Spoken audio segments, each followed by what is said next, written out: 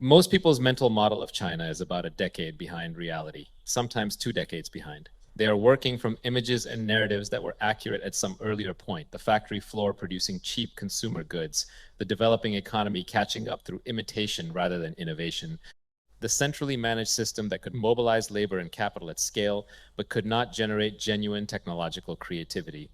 These images contain historical truth. They describe something that was real. What they do not describe is what exists now, or more importantly, what is being built for what comes next. I want to think carefully about why this gap between the mental model and the reality matters so much, and what the actual reality reveals about the structure of the global economy and the direction it is moving. Not as a political statement, not as an argument for or against any particular government or system, but as a genuine intellectual exercise in seeing clearly what is actually happening in the world and thinking honestly about its implications for wealth, for technology, for the future of economic power, and for how any intelligent person anywhere should be orienting their thinking about the decades ahead. The starting point I want to establish is this: economic gravity, the force that pulls investment, talent, innovation, and influence toward a center, is not fixed by history or by political preference. It follows productive capability.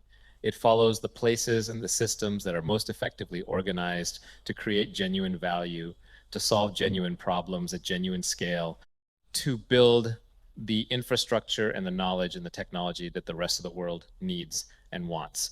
And the productive capability of the global economy has been shifting gradually, structurally, in ways that are individually modest in any given year, but that compound over decades into a genuinely different distribution of economic weight than existed a generation ago.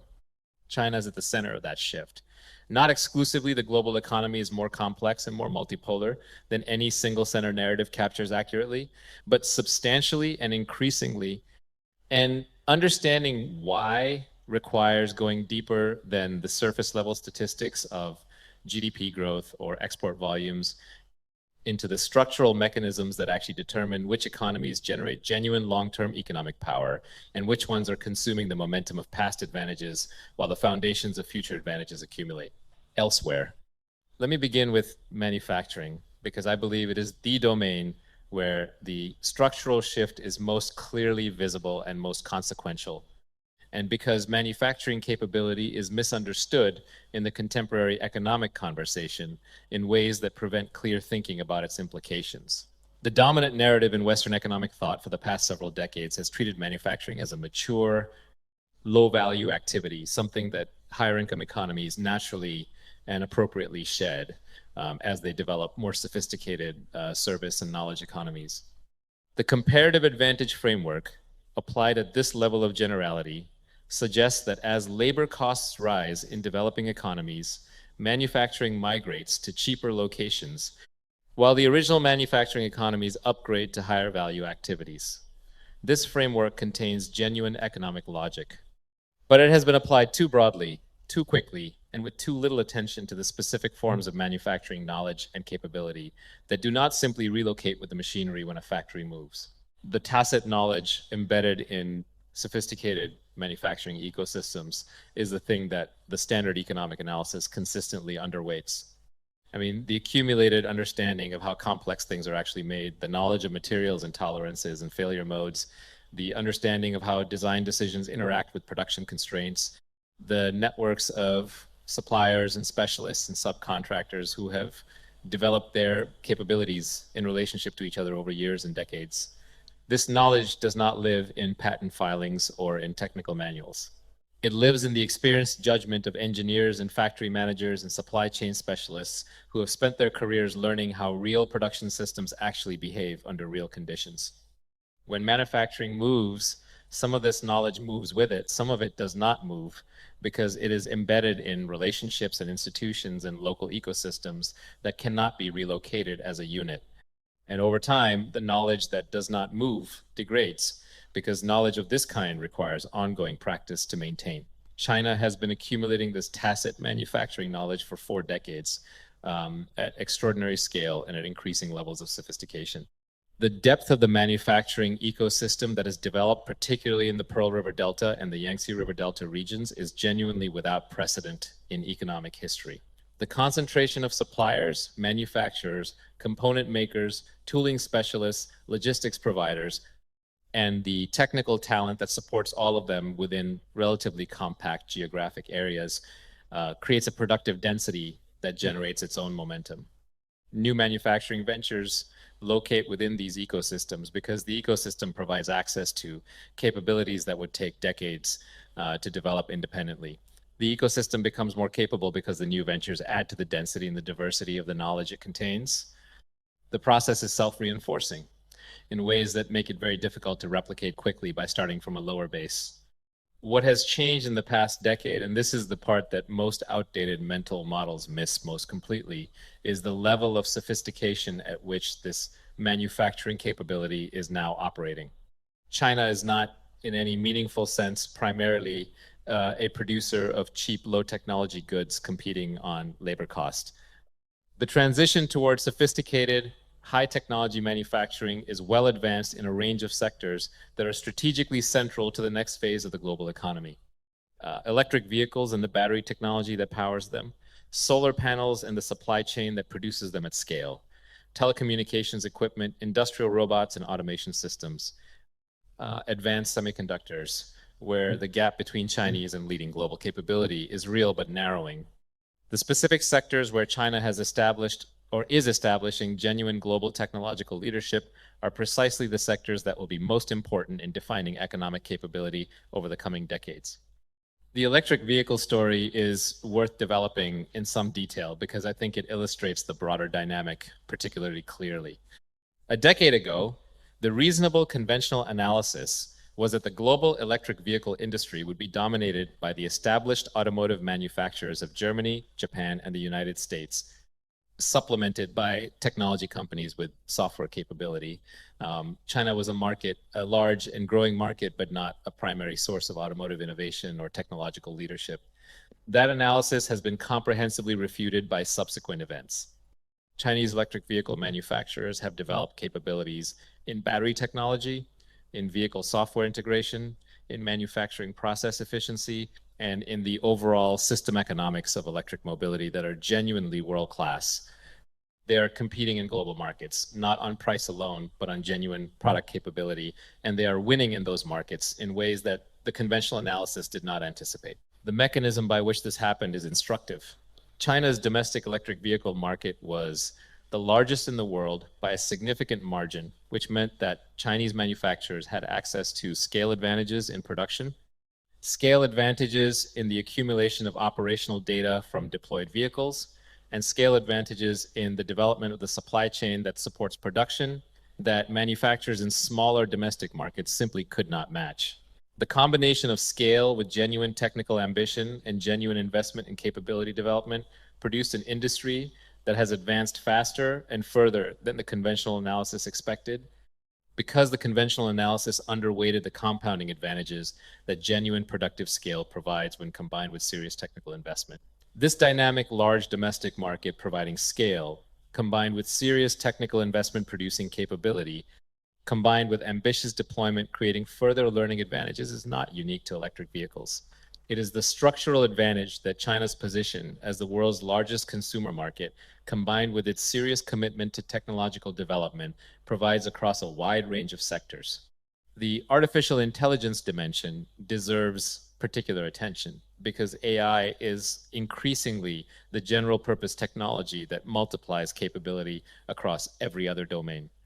China's position in artificial intelligence is more nuanced than either the enthusiastic claims of its proponents or the dismissive claims of its critics accurately capture. In fundamental AI research, the development of new architectures, new training approaches, new theoretical frameworks, the United States and a small number of other leading research economies maintain genuine advantages rooted in the quality and the concentration of the world's best AI researchers. This advantage is real and it matters. But the relationship between fundamental research leadership and practical deployment advantage is not as direct as is often assumed.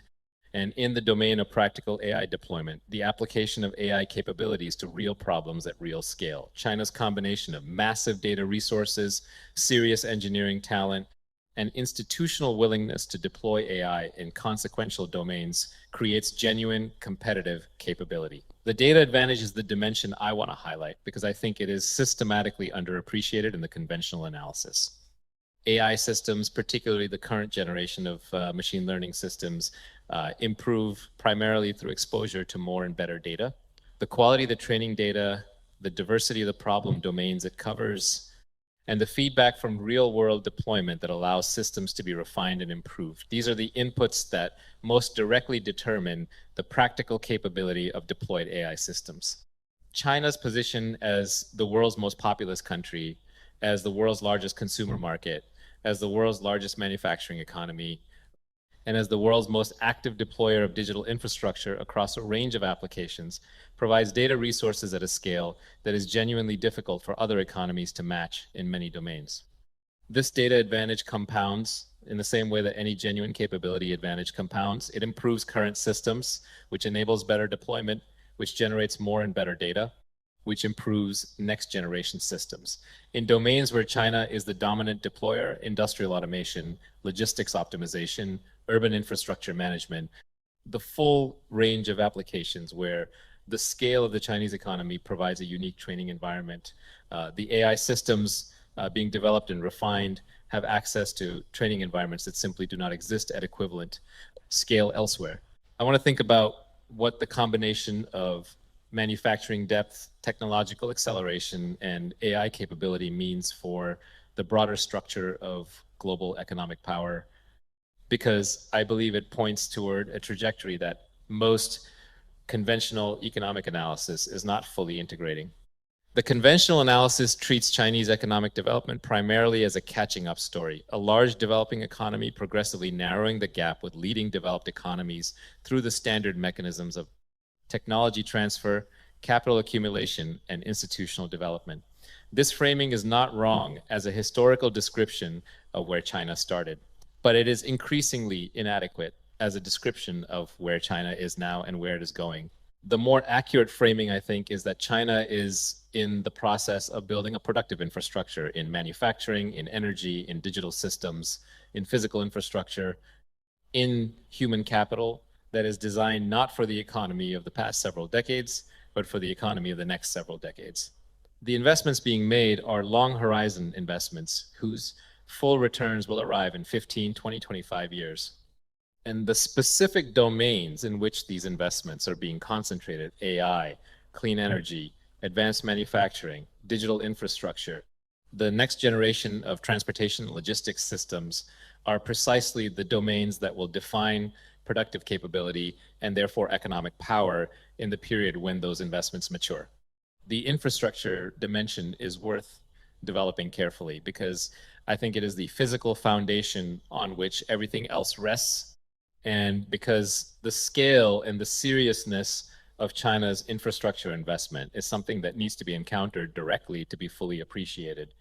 The high-speed rail network, the largest in the world by a significant margin, is the most commonly cited example, but it is in some ways the least interesting because it is the most visible.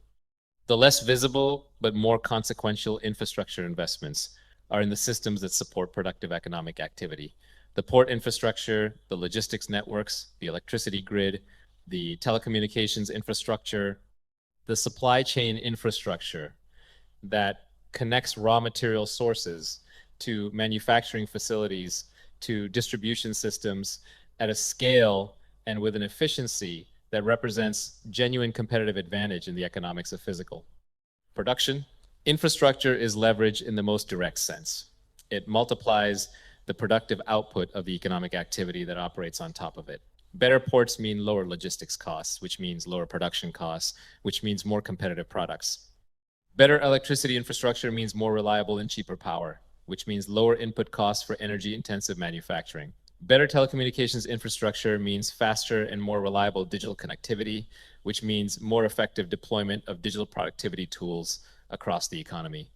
Each infrastructure investment, by reducing costs and improving reliability for the economic activity it supports, generates ongoing productivity advantages that compound over the life of the infrastructure.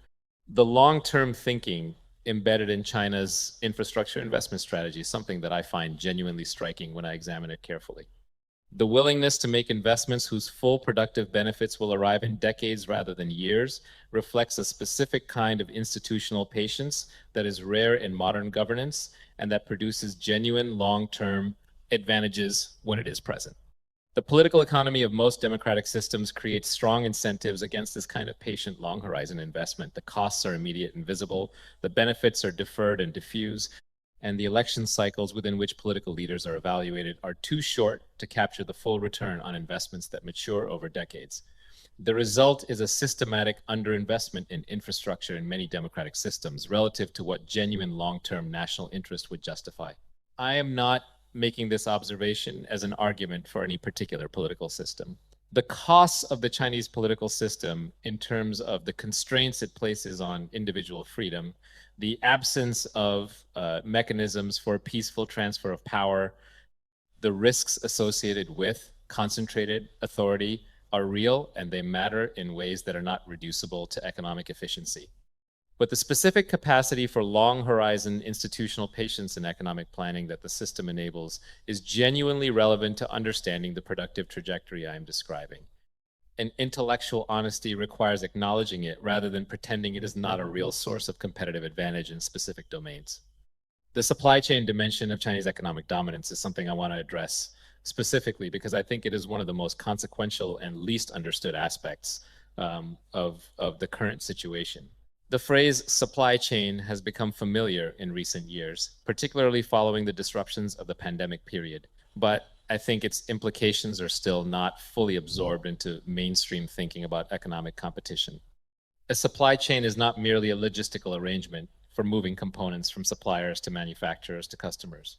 It is an ecosystem of productive capability, an integrated network of specialized knowledge, specialized equipment, and specialized relationships that collectively enable the production of complex goods that no individual actor in the chain could produce alone. The depth and density of this ecosystem, the diversity of specialized capabilities available within a compact geographic area, the quality of the relationships between the actors who form the chain, the speed at which the chain can respond to changes in demand or design is a genuine competitive asset that takes decades to build and that cannot be relocated or replicated quickly. China's supply chain ecosystems, particularly in electronics manufacturing and in the growing range of green technology manufacturing, represent the most capable and most comprehensive productive networks in the world for the goods they produce. The concentration of capabilities in Shenzhen and its surrounding region, the ability to move from design concept to manufactured prototype in days rather than weeks, the availability of essentially any component or material or process capability within a compact geographic area, the density of engineering talent that understands how to make complex things work in production environments rather than just in laboratories is a genuine productive advantage that is deeply structural and that has been accumulating over decades. The effort to rebuild manufacturing supply chain capability in the United States and in other Western economies that have allowed their manufacturing depth to atrophy is a genuine strategic priority, and it reflects genuine understanding of the long-term risks of supply chain dependence. But rebuilding this kind of capability is genuinely difficult and genuinely slow because the capabilities required are embedded in people and in institutions and in the ecosystems of relationships between them. And these take time to develop. That policy decisions and capital investment alone cannot dramatically accelerate. The announcements of new semiconductor fabrication facilities and battery manufacturing plants in the United States represent real commitments.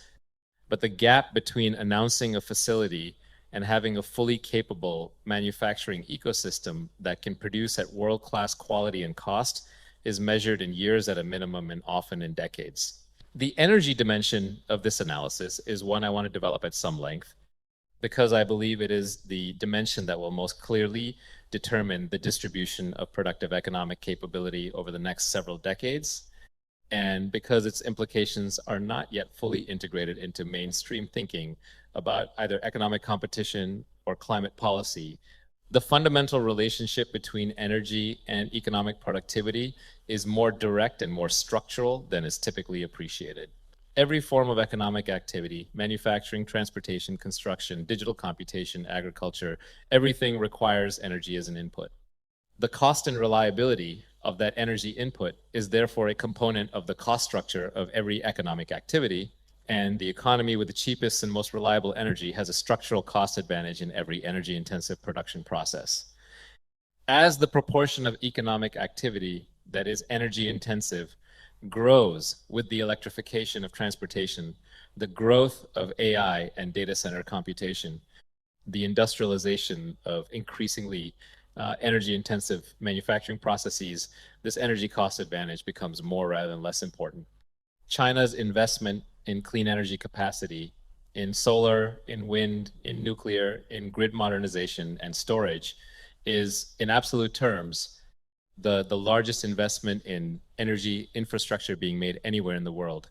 The scale of solar panel manufacturing capacity alone, combined with the scale of domestic solar deployment, has driven the cost of solar electricity down to levels that were not considered achievable on this timeline even a decade ago. The implications extend beyond electricity generation. Cheap solar electricity changes the economics of green hydrogen production, which changes the economics of industrial processes that currently depend on fossil fuels, which changes the economics of the full range of manufacturing that depends on those industrial processes. The full cascade of productivity consequences from genuinely cheap clean energy will take decades to work through the economy, but the direction is clear, and the investment being made to capture those consequences is serious and sustained. The combination of manufacturing depth, technological capability, and energy investment creates a specific kind of structural economic advantage that I think is the defining feature of China's current economic trajectory. Each element reinforces the others. Cheap energy reduces manufacturing costs and enables more energy-intensive production processes. Manufacturing depth accelerates the deployment of clean energy technology by driving down costs through production scale. Technological capability improves both the manufacturing processes and the energy systems and the AI tools that optimize both. The system is self-reinforcing, and self-reinforcing systems in economics, as in other domains, tend to produce outcomes that are nonlinear relative to any individual component of the system. I want to think about what this means for the structure of global trade and the global monetary system, because I believe these are where the implications of the productive shift I have been describing become most consequential for everyone, not just for the economists and policymakers who work directly on these questions.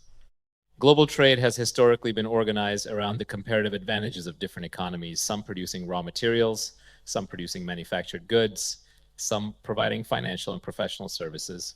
The currencies in which trade is conducted, the financial infrastructure through which it is settled, and the institutions that govern the rules of the system have reflected the distribution of economic power among the major participants.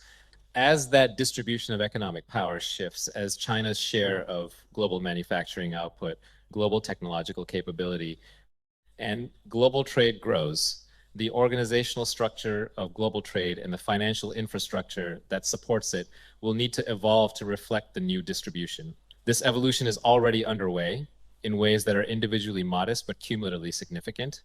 The renminbi's share of global trade settlement has been growing, driven partly by bilateral arrangements that reduce the need for dollar intermediation in trade between China and its trading partners, and partly by the development of Chinese financial infrastructure, the cross-border interbank payment system, and associated mechanisms that provides an alternative to the dollar-based correspondent banking network. The degree to which this alternative infrastructure achieves genuine scale remains to be seen, and the genuine constraints on renminbi internationalization, the capital account restrictions that limit its use as a global reserve asset are real and significant. But the direction of development is clear, and the pace of development is being accelerated by geopolitical dynamics that create strong incentives for a range of countries to reduce their dependence on dollar-based financial infrastructure. The broader point is about the relationship between productive power and monetary power that I have developed in other contexts. The currency that serves as the world's primary reserve asset is ultimately the currency of the world's most productive and most trusted economy. The dollar's reserve currency status was justified by American productive dominance in the post-war period. As productive capability becomes more genuinely distributed, as China's productive and technological capability approaches, and in some domains exceeds American capability, the monetary system will tend to evolve toward a configuration that reflects the new productive distribution. This evolution is not automatic or immediate, and the institutional inertia of the existing dollar-based system is substantial. But it is the direction that the underlying productive dynamics point toward, and it is the direction that the investments being made in alternative financial infrastructure are designed to support. The question of what this transition means for the global economy is one that I want to address with genuine intellectual humility, because the historical precedents for peacefully navigating a transition of this scale are limited, and the specific circumstances of the current moment are genuinely novel in important ways. The emergence of a genuinely multipolar global economy, one in which multiple large economies have roughly comparable productive capabilities, and in which no single country has the kind of decisive dominance that the United States had in the post-war period, is a development that has not occurred before in the context of nuclear-armed states with deeply interconnected economies. The positive scenario is a genuinely multipolar system in which the competition between major economic centers drives accelerating innovation and productivity growth, in which the mutual dependence created by deep economic integration provides strong incentives against the kinds of conflict that characterize earlier hegemonic transitions, and in which the rules-based institutions of the international economic order adapt to accommodate the new distribution of power in ways that preserve the genuine productive gains from international trade and investment. This scenario is achievable. It requires genuine diplomatic skill, genuine institutional adaptation, and genuine willingness from all major parties to find accommodations that reflect the new distribution of power rather than insisting on arrangements that reflect the old one. The negative scenario involves a fragmentation of the global economy along geopolitical lines, a bifurcation of the technological and supply chain systems that have created the extraordinary productive integration of the past several decades, a reduction in the scope of international trade and investment that diminishes the gains from that integration, and a competitive dynamic that prioritizes strategic position over mutual economic benefit. This scenario is also achievable, and the current trajectory of geopolitical competition between the United States and China includes elements that point toward it. The degree to which it is avoided depends on decisions that are being made now and in the coming years by leaders and institutions that have genuine agency over the outcome. For the individual trying to think clearly about personal economic positioning in this environment, the macro level analysis I have been developing has specific practical implications. The first is about the importance of genuine specific knowledge in domains that are central to the productive transitions underway.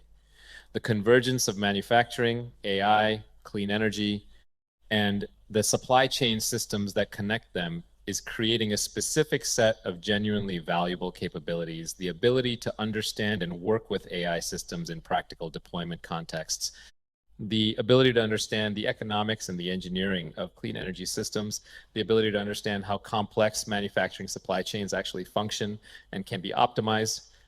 These capabilities will be in genuine demand regardless of which specific national economy develops the most productive applications of them, because the underlying problems they address are real and global.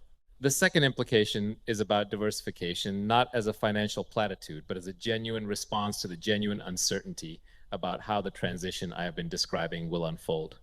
Concentration of economic exposure in any single national economy, any single currency, any single set of technological bets is a form of risk in an environment where the distribution of productive capability and economic power is genuinely shifting in ways that are not fully predictable in their specific trajectory.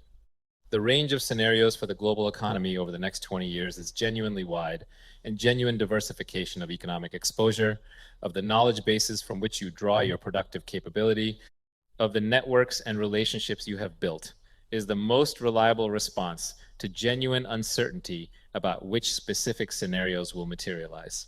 The third and deepest implication is about the quality of attention that the current moment requires. The structural changes I have been describing are slow by the standards of ordinary human experience and fast by the standards of the long arc patterns of economic history that are their appropriate context. They are easy to miss if you are evaluating them against the short time horizon that modern media and modern finance tend to impose. They are clear and consequential if you evaluate them against the longer time horizon that actually determines the trajectory of economic power and the structure of genuine long-term wealth. Most people underestimate slow structural changes because slow structural changes do not trigger the psychological alarm responses that acute crises trigger. The manufacturing ecosystem that has been building for decades does not feel threatening in any given month or year. The energy infrastructure that is being deployed does not feel decisive in any given quarter. The AI capability that is accumulating does not feel transformative in any given product release, but accumulated across decades, each of these developments compounds into something genuinely consequential. And the people who understand the accumulation while it is happening, who can see the exponential curve from a point on the early part of the curve where it still looks approximately linear, are the people who are best positioned to benefit from or navigate the transition when it reaches the phase where it can no longer be ignored. This is the fundamental intellectual challenge that the shift I have been describing poses, not the challenge of responding to a crisis. Crises are visible and they compel response. The challenge of responding thoughtfully and in advance to a structural change that is genuinely important and genuinely slow, that is easily dismissed in any given moment as less urgent than the acute problems demanding immediate attention, but that will determine the structure of the global economy for the next several generations. China becoming the center of global economic gravity is not a prediction about a future event. It is a description of a process that is already substantially underway, that is grounded in genuine productive capability that has been built over decades, that is being extended and deepened by investments in technology and energy and infrastructure that are designed for the long horizon, and that will express itself in the structure of global trade, global finance, and global technological capability in ways that will be unmistakable in retrospect and are discernible now for anyone willing to look carefully and honestly at what is actually happening, rather than filtering reality through the comfortable assumptions of the incumbent order. The response to this is not anxiety and it is not resignation. It is clear seeing combined with the patient, deliberate work of positioning yourself intellectually, economically, in terms of the specific knowledge you develop and the relationships you cultivate in relation to the genuine structure of the world as it is and as it is becoming, rather than in relation to the world as it was when the mental models you are currently working from were formed. The center of economic gravity is shifting. It has been shifting for a long time. It is shifting faster now. This understanding this clearly is the beginning of thinking intelligently about what comes next.